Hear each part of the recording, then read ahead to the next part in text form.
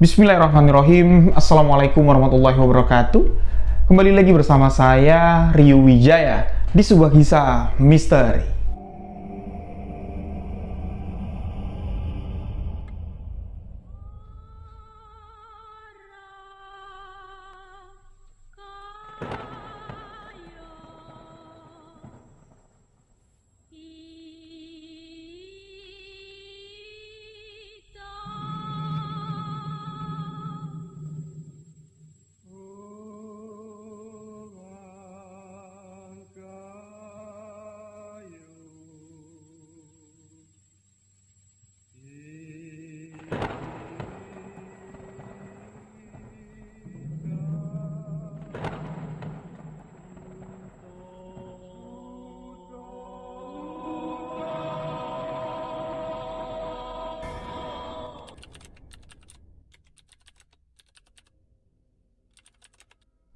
Terima kasih untuk sahabat yang telah mengklik video ini. Terima kasih untuk sahabat yang telah memberikan dukungan, memberikan support agar channel ini dapat berkembang. Untuk sahabat yang baru bergabung, baru mendengarkan kisah misteri yang saya ceritakan, sahabat boleh mengklik tombol subscribe, aktifkan notifikasi loncengnya, dan jangan lupa bagikan juga video sebuah kisah misteri ke akun sosial media sahabat-sahabat semua. Nah, untuk lebih akrab dengan saya, boleh sahabat follow akun Instagram pribadi saya di Rio.Wijaya91, dan untuk sahabat yang memiliki cerita misteri yang pernah sahabat alami ingin dibagikan kepada saya, caranya sahabat tuliskan cerita tersebut lalu tinggal kirim melalui email. Kirimkan ke alamat email sebuahkisahmisteri@gmail.com atau bisa juga melalui WhatsApp admin yang ada di bawah ini. Nah, kisah kiriman dari sahabat nanti insya Allah akan saya bawakan di video sebuah kisah misteri selanjutnya. Dan di video kali ini saya masih membawakan satu kisah misteri kiriman dari sahabat yang ada di sekitaran Yogyakarta. Malik namanya. Beliau ingin membagikan kejadian misteri yang terjadi di masa-masa yang telah berlalu. Malik mengalami banyak sekali rentetan kejadian-kejadian misteri. Bahkan Malik mengatakan dari usia Malik 14 hari baru terlahir ke dunia ini, Malik ini sudah ada kaitannya atau berhubungan dengan sesuatu yang berbau mistis. Apalagi ketika Malik usianya mendekati masuk di usia yang ke-17 tahun. Rentetan-rentetan kejadian-kejadian misteri, hal-hal yang terjadi di luar nalar yang dialami Malik, ini kerap kali terjadi. Bahkan kejadian-kejadian yang hampir merenggut nyawa Malik itu juga sering terjadi. Usut punya usut, dicari tahu lebih mendalam lagi tentang hal-hal yang terjadi di kehidupan Malik yang sudah berlalu di masa itu. Barulah di sini terungkap bahwa apa yang sudah terjadi ini semua disebabkan lantaran ketidaktahuan dari kedua orang tua Malik dengan apa yang telah mereka lakukan, ketidaktahuan mereka tentang hal-hal yang berbau mistis. Tanpa mereka sengaja, tanpa mereka sadari, di usia Malik yang baru berusia 14 hari terlahir ke dunia ini, kedua orang tua Malik sudah menjodohkan Malik dengan sosok yang dikenal dengan Nyi Roro Kidul. Malik dicalonkan untuk menjadi pengantin Nyi Roro Kidul. Patutlah ketika Malik usianya mendekati masuk ke usia 17 tahun, kejadian-kejadian mengerikan yang mengancam keselamatan Malik ini kerap dialami Malik. Itu menandakan sosok Nyi Roro Kidul akan datang menjemput calon pengantin laki-lakinya, menandakan bahwa Malik sudah siap untuk dijemput Nyi Roro Kidul untuk dibawa masuk ke dalam istana gaib, ke dalam istana Nyi Roro Kidul. Otomatis ketika semua itu terjadi, bisa dipastikan Malik akan mati. Nah, sekiranya pasti sahabat-sahabat penasaran sekali dengan apa yang terjadi sebenarnya, apa yang telah dilakukan oleh kedua orang tua Malik. Kisah ini selengkapnya akan saya ceritakan hanya di sebuah kisah misteri.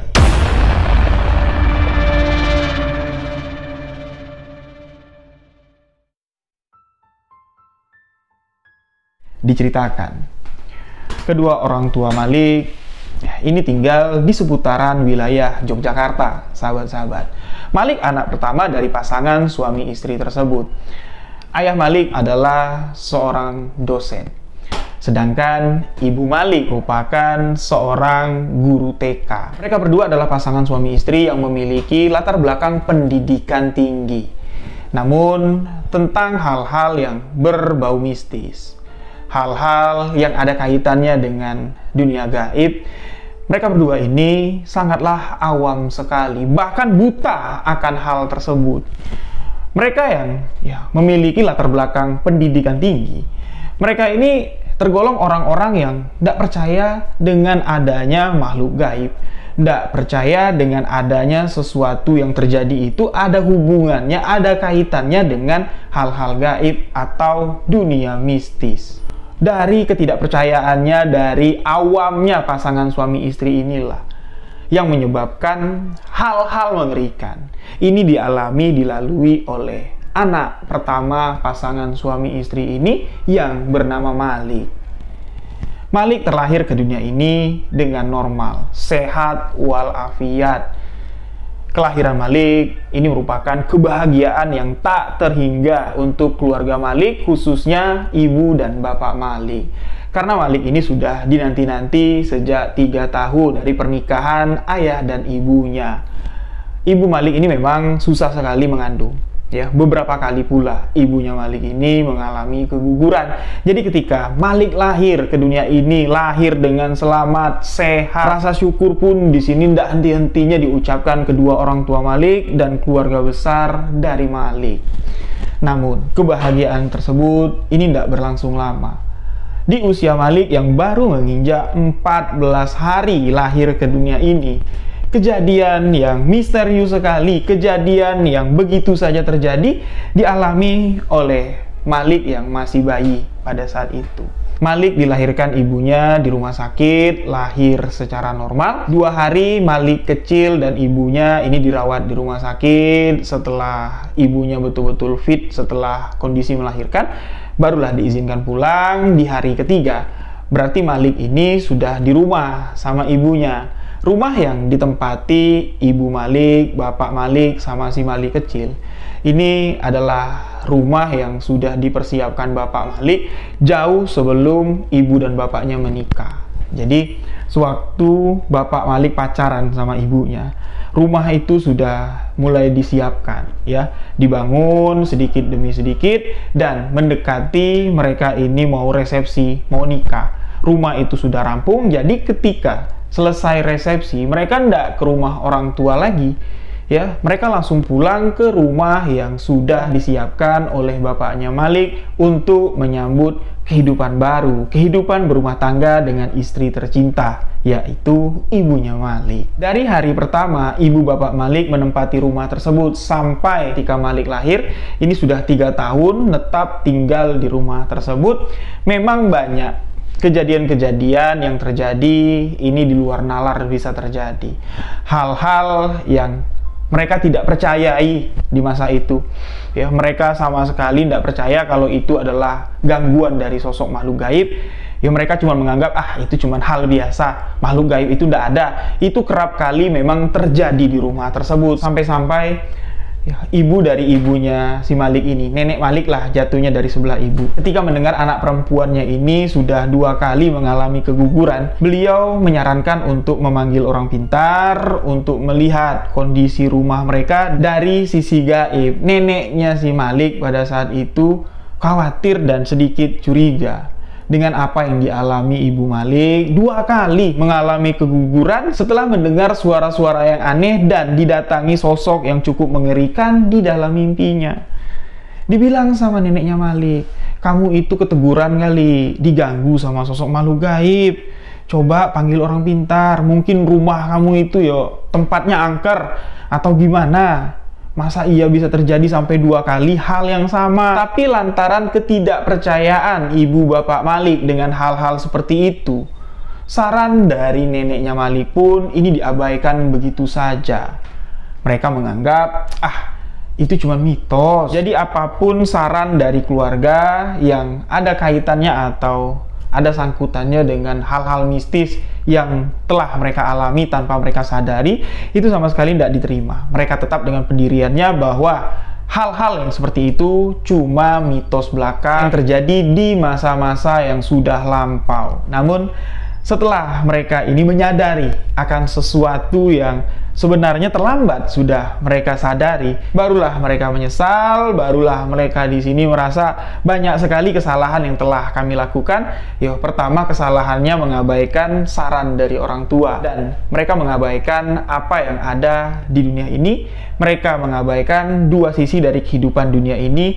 Mereka mengabaikan sesuatu yang tak nyata, yang tak terlihat, yang selalu ada di sekitar kita. Segala sesuatu yang diciptakan Allah Subhanahu wa Ta'ala ke dunia ini itu berpasang-pasangan. Ada siang, ada malam, ada dunia nyata dan dunia gaib. Jadi jangan sampai sahabat-sahabat melakukan kesalahan yang telah dilakukan oleh kedua orang tua Malik di masa yang sudah lampau. Sampailah di mana ibunya Malik kembali mendapat tanda-tanda kalau beliau tengah mengandung. Dikabarinlah ke bapaknya Malik, dikabarinlah kepada seluruh keluarga. Mereka bukannya senang, karena ini adalah kehamilan yang ketiga jatuhnya, karena kan sudah 2 kali keguguran. Mereka bukannya senang, tapi malah khawatir sekali malahan. Karena apa? Kalau saja kandungan yang ketiga ini lagi-lagi keguguran, dikhawatirkan ibunya Malik ini tidak bakal bisa hamil lagi. Dan yang paling dikhawatirkan sekali, keguguran yang ketiga ini akan mengancam keselamatan dari sang ibu. Makanya dapat kabar kalau ibunya Malik ini hamil lagi, seluruh anggota keluarga berpikir keras gimana caranya kehamilan ini dijaga sampai hari kelahiran nanti. Diputuskanlah ibunya Malik cuti total dari pekerjaannya sejak beliau mengandung di bulan-bulan pertama. Ibunya Malik pun diminta sama nenek sebelah bapaknya Malik, kamu ndak usah tinggal di sana dulu. Nanti ndak ada yang mantau kamu. Mending kamu balik ke sini, nak. Biar ibu bisa memperhatikan kamu. Biar ibu bisa jagain kamu. Permintaan serupa juga diminta sama nenek dari sebelah ibunya Malik. Sama juga minta ibunya Malik, kamu balik ke rumah aja lah, nak. Ada ibu nanti yang bisa jagain kamu. Ada ibu nanti yang bisa ngingetin kamu. Kalau kamu ndak mau diem, kalau kamu melakukan hal-hal yang aneh-aneh lagi, kami khawatir sekali dengan kandunganmu. Nah, akhirnya diputuskan ibunya Malik tidak mau ngerepotin ibu mertuanya, jadi beliau memutuskan untuk kembali ke rumahnya, kembali ke rumah tempat beliau dibesarkan. Singkat cerita, 9 bulan waktu sudah berlalu. Lahirlah Malik ke dunia ini. Dilahirkan secara normal di sebuah rumah sakit. Dirawat di sana selama 2 hari. Di hari ketiga, Malik dan ibu sudah pulang ke rumah yang mereka tempati. Yang mana hampir 9 bulan, ibunya Malik tidak menginjakkan kaki ke rumah tersebut. Karena ibunya Malik semasa kehamilan, ini kan tinggal di rumah ibu bapaknya. Nah, ini sedikit ada pertentangan juga nih, sahabat-sahabat. Ketika ibunya Malik atau ibu bapaknya Malik memutuskan anaknya ini dari rumah sakit dibawa ke rumah yang mereka miliki, ini ada sedikit pertentangan. Nenek dari sebelah bapaknya Malik ini meminta kamu tinggal di sini saja, biar ibu nanti yang ngomongin anak kamu. Nah, permintaan yang sama juga diminta sama nenek Malik dari sebelah ibu. Yaudah, Nduk, kamu di sini aja, kan udah ibu pesan dari rumah sakit kamu balik ke sini. Ngapain kamu kembali ke rumah itu? Siapa nanti yang bantu kamu jagain cucuku? Suamimu kan kerja. Kamu jangan maksain diri seperti itu. Tapi ibu dan bapak Malik sepakat mereka ini mau hidup mandiri, tidak mau ngerepotin kedua belah pihak. Nah, jadi keputusan itu bulat, mereka pun pulang ke rumah mereka sendiri. Saat itu, ibu bapak Malik berpikir keputusan yang diambil untuk tinggal di rumah sendiri adalah sebuah keputusan yang benar, sebuah keputusan yang harus mereka jalankan. Tepat, inilah yang harus kami lakukan. Tanpa mereka sadari, apa yang telah mereka putuskan, ini akan menjadi sebuah penyesalan. Mereka sebenarnya sadar dengan apa yang tengah mereka lalui pada saat itu. pada saat Malik dibawa kembali ke rumah di usia Malik yang ketiga hari. Gangguan-gangguan dari makhluk astral sebenarnya sudah dirasakan oleh kedua orang tua Malik. Mereka sebenarnya tahu, tapi mereka tak peduli karena mereka tidak percaya akan adanya sosok-sosok seperti itu. Sampai di suatu hari, tepatnya di 14 hari setelah Malik lahir ke dunia ini, sesuatu yang terjadi, sesuatu yang menimpa Malik kecil ini membuat kedua orang tuanya panik, tidak ketulungan. Membuat kedua orang tua Malik di sini melakukan apa yang sepatutnya tidak mereka lakukan ketika mereka mau menerima adanya dua dimensi, dua sisi dari kehidupan di dunia ini benar-benar nyata. Pada satu malam, di malam ke-14, Malik terlahir ke dunia ini. Selama 13 hari sebelumnya, Malik ini anak yang sama sekali tidak pernah rewel. Nangis malam tuh tidak pernah, sahabat-sahabat. Malah di sini, Malik ini kalau malam ya sering diperhatikan sama bapak dan ibunya. Ketika ibu bapaknya sudah tertidur lelap, Malik ini malah bangun. Anak yang belum berusia 40 hari, matanya udah kebuka. Suaranya sudah bisa terdengar tegas sekali. Tidak seperti bayi-bayi yang lain. Tapi itu cuma terjadi ketika malam hari saja. Ketika kedua orang tuanya tidur, tiba-tiba terbangun di tengah malam, memperhatikan kok anakku cekikikan, matanya kebuka. Dan beberapa kali pula, ibunya Malik di sini sempat panik. Dengan posisi tidur Malik bisa tiba-tiba berpindah. Malik yang tidur di atas tempat tidur ya didampingin ibu bapaknya di kiri kanan. Nah, ini tiba-tiba saja bisa pindah ke dalam box yang biasa digunakan ibunya Malik untuk meletakkan balik ketika tidur di waktu siang. Ibunya Malik kaget, "Mana anakku? Kok ndak ada?" Ya, sekali diperhatikan di dalam box itu ada suaranya Malik yang sedang cekikikan. Sekali dicek, ya Malik ada di sana dengan kondisi mata terbuka dan suara yang agak sedikit menggelitik kayak cekikikan. Kejadian itu terjadi 2 kali loh, sahabat-sahabat, sebelum usia Malik ini menginjak 14 hari. Itulah yang dikatakan tadi, dari awal Malik balik dari rumah sakit di usia yang 3 hari, yang menjelang usia 14 hari. Orang tuanya ini sudah sadar dengan apa yang terjadi. Gangguan-gangguan dari makhluk gaib ini sudah dirasakan, namun mereka tidak mau mengakui. Tidak mau mengiyakan kalau itu gangguan dari makhluk gaib. Masih berpikir secara rasional. Ya, masih berpikir dengan logika dan menganggap hal-hal yang berbau gaib mengganggu anak-anak itu cuman sekedar mitos. Dan di malam ke-14 setelah Malik lahir ke dunia ini, pemikiran keras dari kedua orang tua Malik seketika pecah. Mereka melakukan kesalahan secara tiba-tiba, tanpa ada unsur sengaja, tanpa direncanakan. Semua itu terjadi begitu saja di malam ke-14. Malik tiba-tiba menangis. Menangis sejadi-jadinya. Matanya menjelit. Suara tangisnya ini menakutkan sekali. Sampai-sampai tetangga-tetangga yang ada di dekat rumah ini mendengar suara tangisan Malik. Suaranya sangat lantang, sangat kencang, dan bikin bulu tengkuk merinding. Pokoknya kalau didengar, ngeri lah. Tetangga-tetangganya ngomong kayak gitu. Nah, jadi dengan kepanikan seperti itu, ya, ibu bapaknya Malik ini tidak tahu harus melakukan apa. Karena di rumah itu tidak ada orang yang dituakan. Mereka cuma tinggal berdua. Nah, datanglah salah satu tetangga. Salah satu tetangga datang melihat kondisi anak seperti itu. Mereka mengatakan, "Anak sampean ini keteguran. Gi, sana bawa ke Mbah. Biar ditolong sama si Mbah. Kalau dibiarin, nanti takut terjadi hal-hal yang tidak diinginkan. Ini mengerikan sekali loh. Cepat bawa ke sana. Anakku juga pernah mengalami seperti ini." Jadi dengan kepanikan yang dirasakan kedua orang tua Malik, di sini logikanya pecah, pendiriannya pecah. Akhirnya Malik kecil di usia yang baru menginjak 14 hari, di malam itu juga dibawa ke rumah si Mbah yang tadi ditunjukin sama tetangga mereka. Setibanya di rumah si Mbah, Malik masih menangis sejadi-jadinya. Namun anehnya, Malik yang digendong sama ibunya masih dalam kondisi menangis, tiba-tiba saja berhenti menangis setelah Mbah Dukun ini mengusap-ngusap ubun-ubunnya Malik dan meniupnya. Seketika saja tangisan itu berhenti.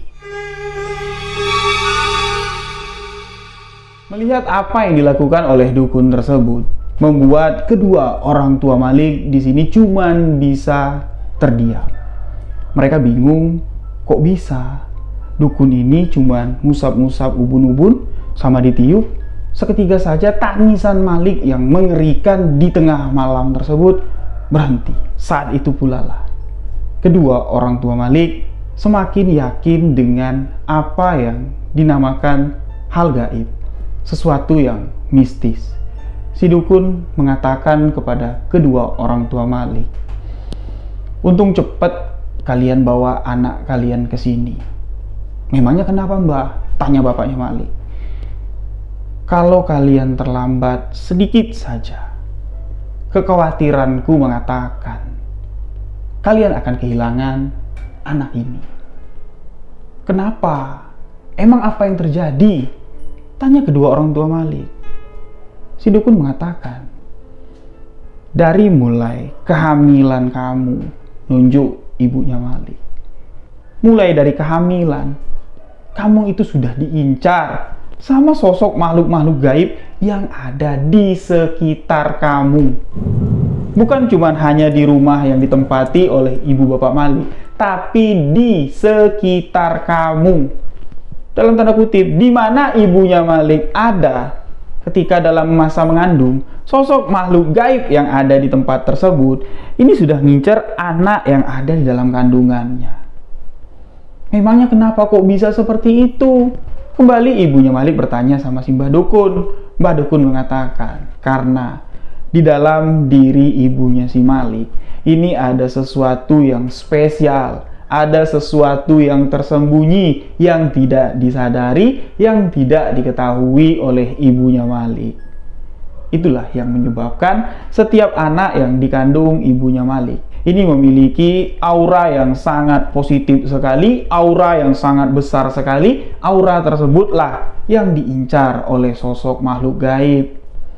Makhluk-makhluk gaib tersebut menginginkan aura terpancar dari janin yang kau kandung. Itu akan berdampak buruk sekali kalau anak yang kau kandung yang sudah diincar sama dedemit lelembut yang ada di sekitar kamu, sempat anak itu terlahir, seperti kejadian anak ini, seperti kejadian yang barusan saja terjadi. Kalau tidak cepat ditangani, hal yang barusan kalian takuti, hal yang barusan membuat kalian panik dan datang ke sini, itu akan terus berulang terjadi sampai lelembut sosok-sosok gaib yang menginginkan pancaran aura dari anak ini, sampai mereka mendapatkannya, sampai mereka puas untuk mengakhiri nyawa anak ini, barulah mereka akan pergi dari kehidupan kalian dan kembali menanti anak selanjutnya yang kamu kandung. Ketika bapaknya Malik menanyakan kepada si Mbah, "Apa Mbah sesuatu yang spesial yang ada di dalam tubuh istriku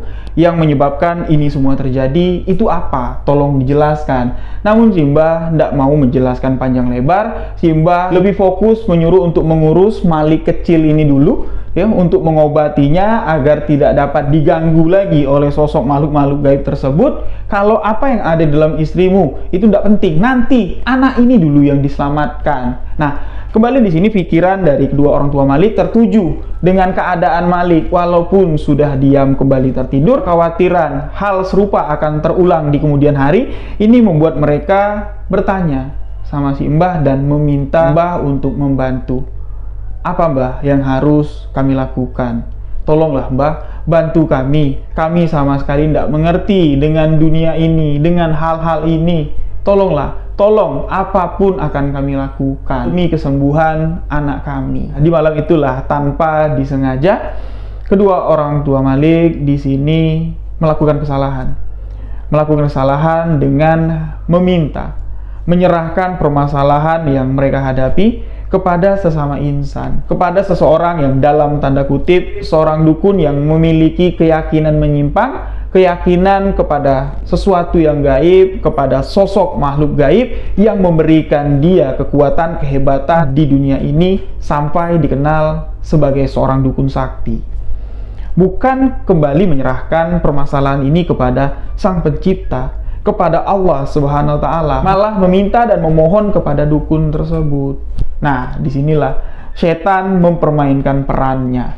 Si dukun mengatakan, "Aku akan membantu kalian, asalkan kalian mau melakukan ritual-ritual untuk pengobatan anak ini, karena tidak sembarangan untuk mengobatin anak ini.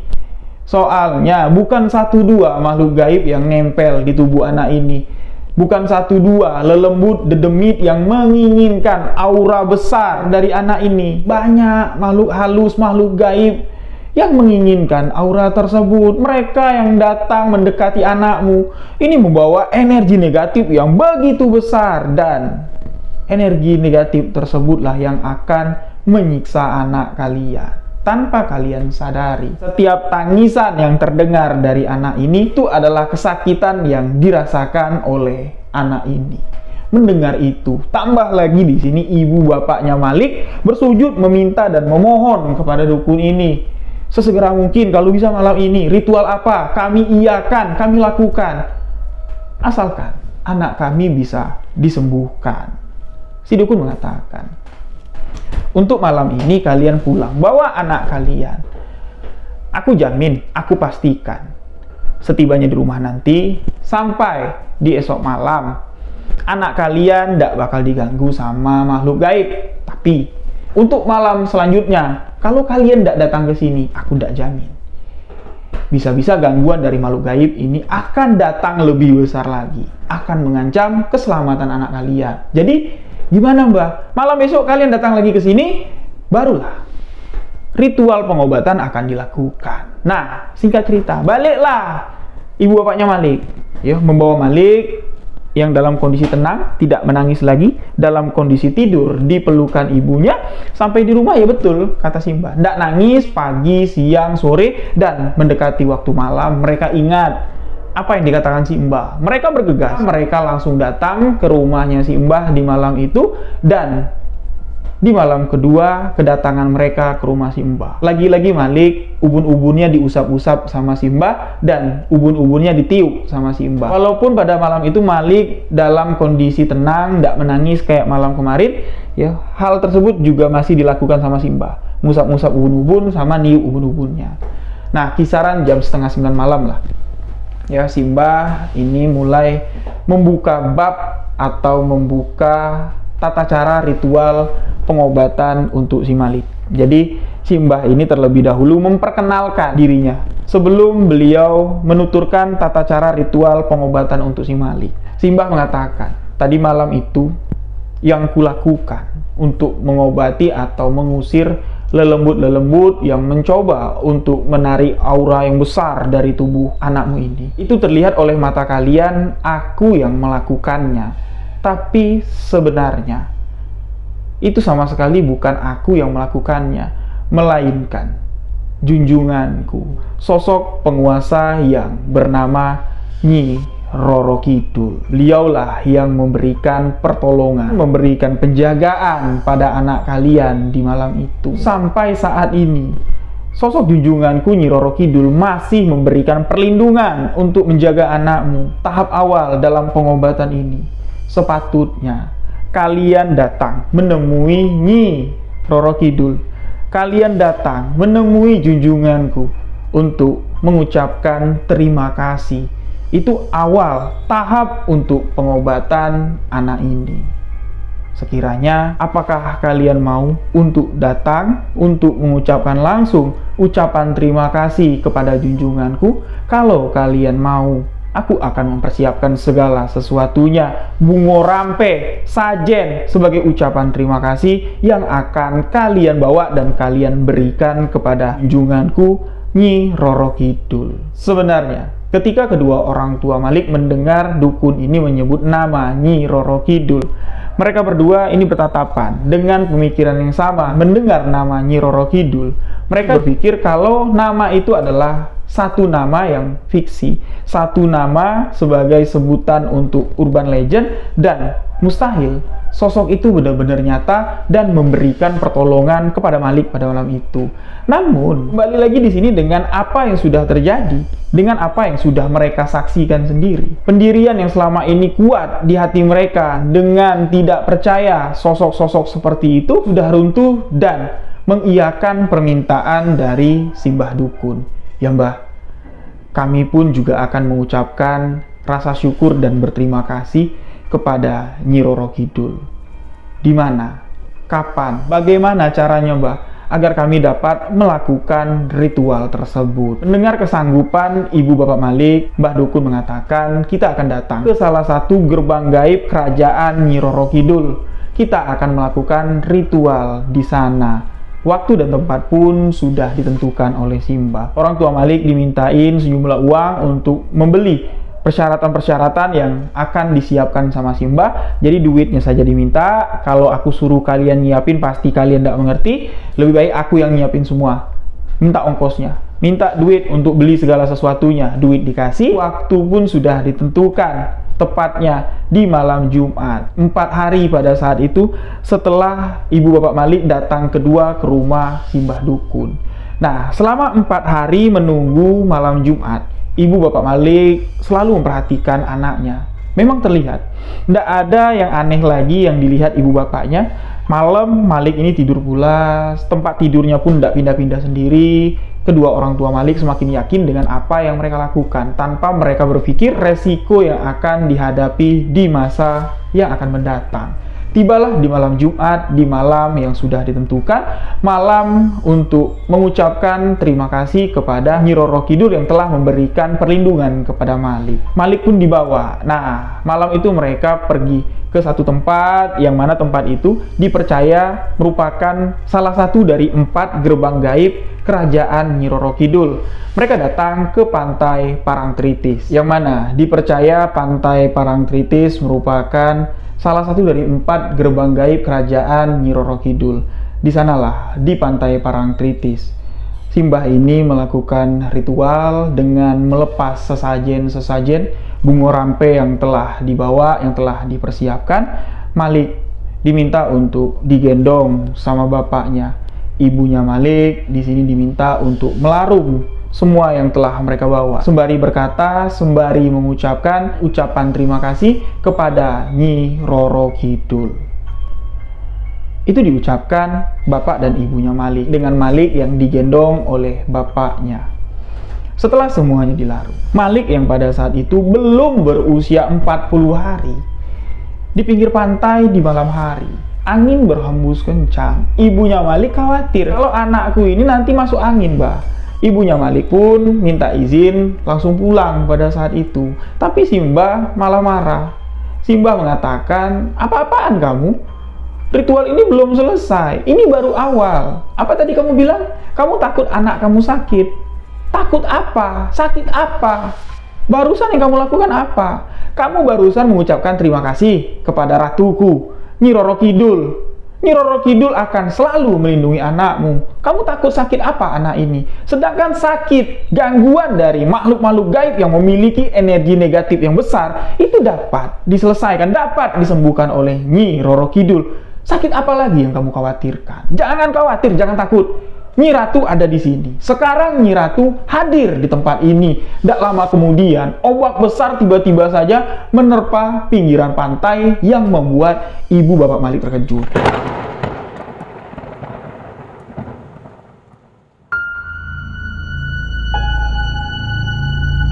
Lalu Simbah pun melanjutkan ritual, yang mana di malam itu Simbah mengatakan permintaan dari Nyi Roro Kidul.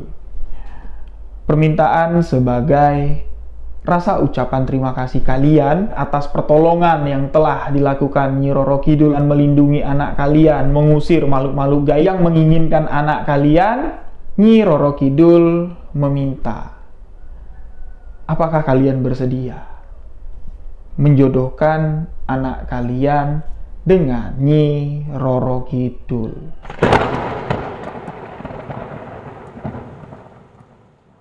Nyi Roro Kidul menginginkan anak kalian menjadi pendampingnya. Nyi Roro Kidul ingin mendampingi anak kalian. Dan menurutku, ini tidak pantas untuk ditolak.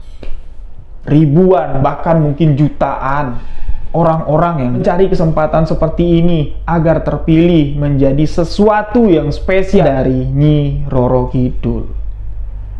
Aku tidak kebayang nanti anak ini besarnya akan jadi apa. Kalau kalian mengizinkan, kalau kalian bersedia, anak kalian ini disandingkan dengan Nyi Roro Kidul.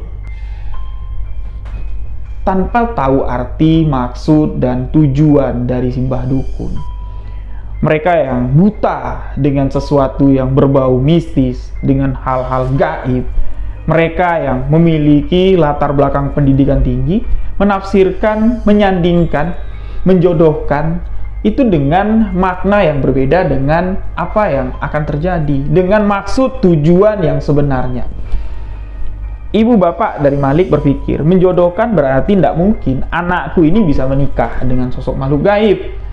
Menyandingkan berarti anakku ini cuman disandingkan, didampingkan untuk dijaga oleh sosok tersebut agar terlindungi dari gangguan-gangguan makhluk gaib yang mengincarnya. Itu pikiran dari kedua orang tua Malik. Tanpa berpikir apa yang mereka anggap tidak bakal terjadi, itulah yang akan terjadi.